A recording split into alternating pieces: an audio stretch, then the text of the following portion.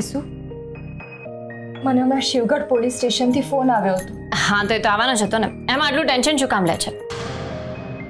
હું ગિરીશને તારી સાથે મોકલું છું, તો ગાડીમાં જા અને ત્યાં જઈને પોલીસ જે કાંઈ પૂછે એના જવાબ આપીને આવી જા.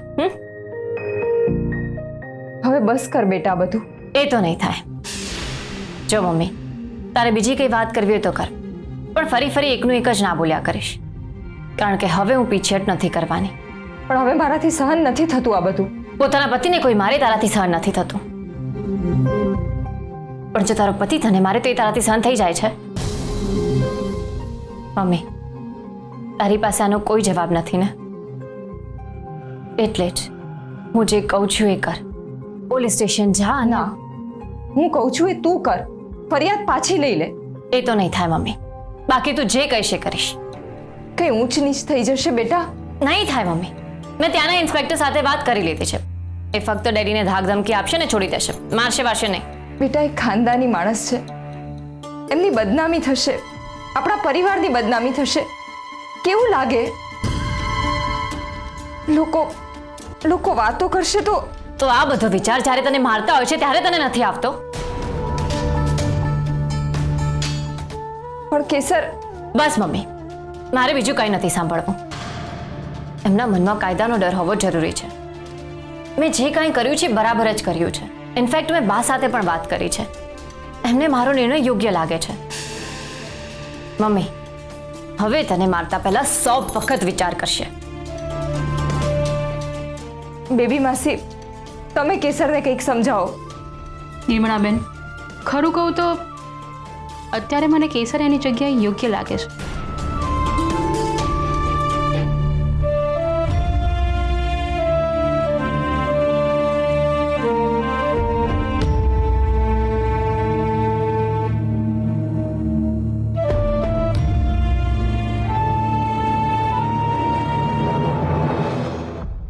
ઓનલાઈન પેમેન્ટ કશ્યપના નામે કર્યું. હાઉ? માણસે છે ને બીજા એંગલથી પણ વિચાર કરવો જોઈએ કે આપણો પાર્ટનર એટલો જ રિસ્પોન્સિબલ અને ઇન્ટેલિજન્ટ છે, એના પર વિશ્વાસ મૂકવો જોઈએ. એટલે તું મને દર વખતે સંભળાવીશ? હું હર્ષ છું, તનુ નહીં. તને શું લાગ્યો જ્યારે આપણે હોસ્પિટલ જતા હતા ત્યારે હું મોબાઈલમાં ટાઈમપાસ કરતો હતો? સ્માર્ટફોનનો વધારે પડતો ઉપયોગ એ ડેન્જરસ છે. એનાથી થાક લાગે છે, કોન્સન્ટ્રેશન ઓછું થાય છે અને પેટમાં ગડબડ થવાની શક્યતા રહે છે. I C. એટલે તું ઓનલાઈન પેમેન્ટ કશ્યપના નામે કરવા માટે કોડ જનરેટ કરી રહ્યો હતો?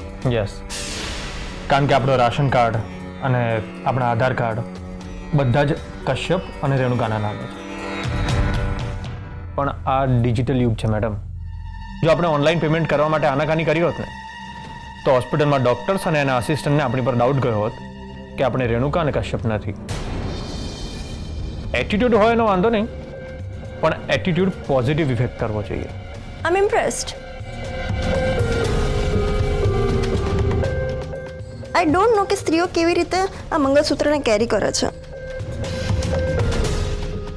મને તો કલાકમાં જ ઇરિટેશન થવા લાગ્યું.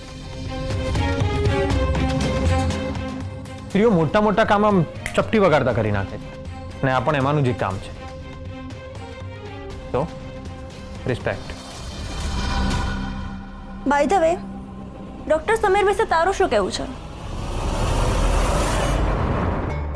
ડોક્ટર સમીર જે રીતે પ્રશ્ન પૂછતો હતો ને એ રીતે મને ઇન્ટેલિજન્ટ લાગ્યું, શાર્પ છે અને સામેવાળાને કન્ટિન્યુઅસલી ઓબ્ઝર્વ કરતો હોય. રાઈટ. પણ સ્ત્રીઓના બાબતમાં મને વિકૃત લાગ્યું. એણે મને ટચ કરી હતી. વોટ? નો ટેન્શન લેવાની વાત નથી, એવું કાંઈ નથી થયું. પણ જો આ મિશન ના હોત ને, તણાવ બન્યું હોત તો ત્યાં ને ત્યાં એના હાથ તોડી નાખ્યા હોત. ગુડ. આપણા માટે અત્યારે ટોપ પ્રાયોરિટી મિશન હોવું જોઈએ. એક્સાઇટ થઈને એવું કોઈ પગલું નથી ભરવાનું જેની અસર આપણા મિશન પર થાય. બાકી એનું શું કરવું ને એ આપણે પછી જોઈ લઈશું. તું જ્યારે બહાર હતો ત્યારે હોસ્પિટલમાં કોઈ સસ્પિશિયસ એક્ટિવિટી થતી હોય લાગ્યું?